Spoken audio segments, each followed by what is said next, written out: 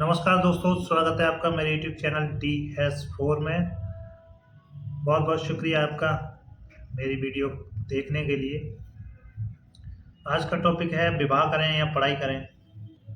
शादी की उम्र में पढ़ाई कर रही हैं या फिर पढ़ाई की उम्र में विवाह का दबाव है उनके ऊपर। घर वाले फोर्स कर रहे हैं, बिटिया शादी के लायक हो गई है, बेटा कब तक पढ़ाई करोगी, शादी कर लो, शादी के बाद पढ़ लेना, शादी के बाद पढ़ लेना। समझ रही हो आप इस लाइन का मतलब समझ रही हो? वो महिलाएं, वो स्त्री, वो लड़कियां सुन लें ध्यान से। शादी के बाद पढ़ लेना, ये लाइन आपके रिलेटिव में जो वक्त कहता है या आपके घर वालों में से कोई शख्स कहता है, इसका मतलब ये है जिम्मेदारी नहीं लेगा वो। नहीं पढ़ने दिया गया तो हर चीज़ का एक उद्देश्य होता है। आप पढ़ रही हैं और इस पढ़ाई के दौरान आप पर दबाव बनाया जा रहा है, शादी का प्रेशर।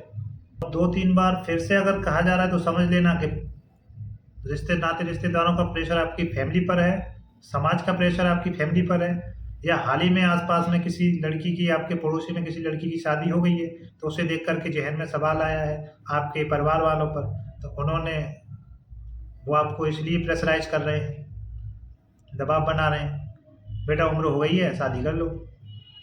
लेकिन आप इस बात को इतने हल्के में मत लेना। उम्र हो गई है, शादी कर लो मतलब कि एक पैमाना, लाइफ का एक मीटर खींच दिया गया है कि इस उम्र से इस उम्र तक आप पढ़ाई करेंगी, उसके बाद इस उम्र से इस उम्र तक आपका विवाह कर दिया जाएगा, और फिर इधर से परिवार की तरफ से आपकी जिम्मेदारी खत्म, पलायन कर दिया आपको। एक बोझ थी ना आप परिवार पर, इसलिए उन्होंने पलायन कर दिया कि पढ़ना है तो अपने वहीं पढ़ना, ससुराल में जाके। समाज जो हमें इतनी कचोटती नज़रों से देखता है कि घर में जवान बेटी बैठाए हुए हो यार, पढ़ा रहे हो, इलाहाबाद में आए, दिल्ली में, विवाह कब करोगे? बेचारे क्या करें, उनके ऊपर सामाजिक दबाव है। अब आप कह रही हैं कि नहीं पापा, कुछ दिन और रुक जाओ, कुछ साल और रुक जाओ, उसके बाद कर देना, या मैं अपने पैरों पर खड़ी हो जाऊं तब कर देना, सेल्फ डिपेंड बन जाऊं तब कर देना। पापा तो मान सकते हैं, मामा भी मान सकती है। वही पिता बाहर निकला, किसी काम से, देखा पड़ोसी का रिश्ता आया हुआ है, उसकी भी जवान बेटी उसी उम्र की है जितनी की आप हैं, फिर उनको और चिंता होती है। कुछ लोग कहते हैं अरे लड़की 30 साल की हो गई है, अभी तक घर में बैठाई हुई हो, शादी नहीं कर रहे हो, कब करोगे शादी? अरे लड़की पढ़ रही है। अरे तो शादी के बाद पढ़ लेगी, ससुराल में पढ़ लेगी। ससुराल में है, नहीं पढ़ने दिया गया तो यहाँ दो चीज़ें आ गई। पता शादी के बाद मुझे नहीं पढ़ने दिया गया, या शादी के बाद मुझे नौकरी नहीं करने दी गई, इसका मतलब कहीं ना कहीं आप खुद को कमज़ोर समझ रही हैं।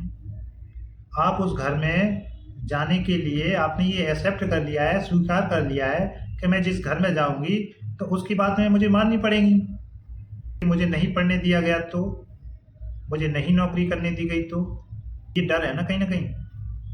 आप सेल्फ डिपेंड बनो, पढ़ रही हो पढ़ो, सेल्फ डिपेंड बनो, नौकरी की या फिर जो आपने अहम उद्देश्य चुना है, जो सपना है आपका, उसको स्वीकार करो।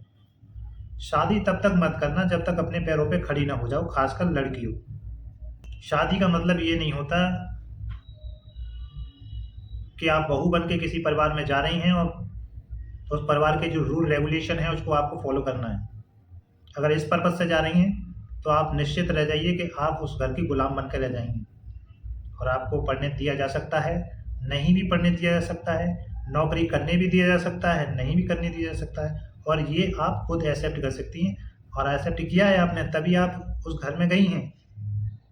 आप किसी पे ब्लेम नहीं कर सकती। क्यों? क्योंकि डर तो आपको पहले से था, मुझे नहीं पढ़ने दिया गया तो, मुझे नौकरी नहीं करने दी गई तो, एक्सेप्ट कर लिया ना आपने। यानी कि मैं ये पढ़ाई इतनी कर लूँ ताकि अपने पैरों पे खड़ी हो जाऊँ, सेल्फ डिपेंड बन जाऊँ, तब मेरी शादी कर देना ऐसे परिवार में जो अपना रूल रेगुलेशन मुझ पे थोपे। और फिर मैं उनसे लड़ाई झगड़ा करूँगी, क्योंकि वो मुझ पे दबाव बनाएँगे कि बेटा पढ़ाई मत कर या बेटा नौकरी करने मत जा, हम कमा तो रहे हैं, लड़का कमा तो रहा है, तू अब घर की लड़कियाँ कमाने जाएँगी। ऐसी विचारधाराओं वाली फैमिली हैं, नहीं निकलने देंगे आपको घर से। फिर आपकी पढ़ाई का क्या मतलब रह गया? या फिर परिवार ऐसा देखो।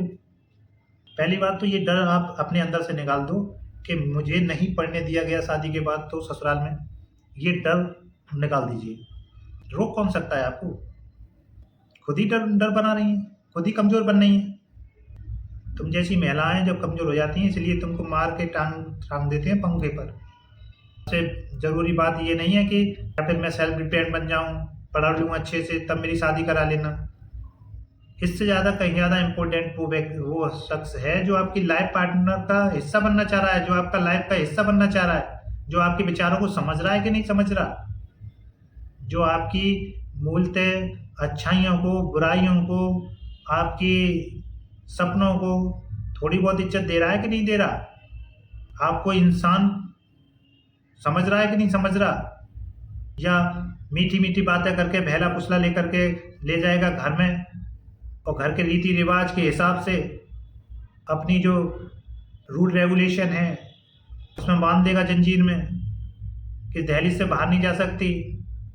सुबह उठ करके 2 कप चाय मेरे माँ बाप को दे दो, 1 कप मुझे दे दो, रिश्तेदार आ जाए तो उसको सर्व कर दो, बाहर का कोई व्यक्ति आ रहा है तो घूंघट डाल के रहो, बाहर जा रही हो घूंघट डाल के रहो। यही तो बेड़ियां हैं और इसमें आप खुश हो। पढ़ाई लिखाई का मतलब क्या रह गया?